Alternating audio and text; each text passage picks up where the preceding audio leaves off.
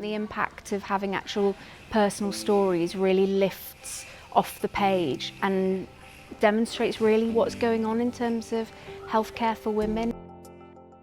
My name is Claire O'Shea. Used to work in the third sector, and now as a result of my participation in democratic processes in Wales, I've launched something called Claire's Campaign. I was diagnosed with a gynecological cancer a couple of years ago.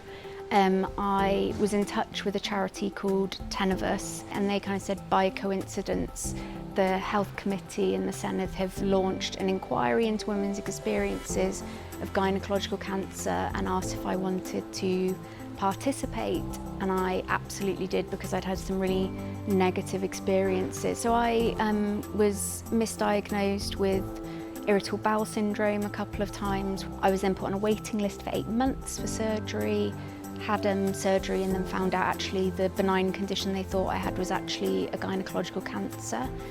When I first started participating in the inquiry, I gave video evidence, and at that point I was stage 1. And just a couple of months later, by the time I came to give evidence in person to the committee, my diagnosis had changed and I was stage 4 cancer.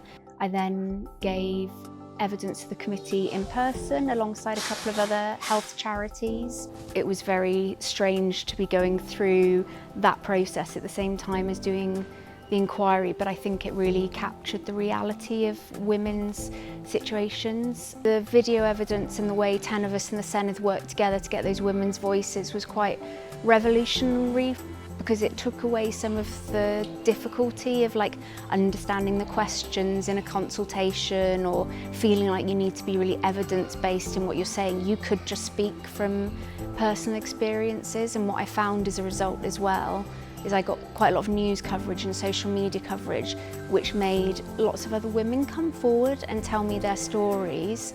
And it's given me an opportunity to create a bit of a platform called Claire's Campaign, where we're just getting those stories kind of channeled so that other women can participate in this kind of work. The Welsh Government accepted several of the recommendations that were made, and I then went to watch the debate in the Senedd where Elena Morgan, she kind of apologised to women who had had bad experiences through gynecological cancer services, which was really important to hear. You feel a bit disappointed when not every single recommendation is acted on.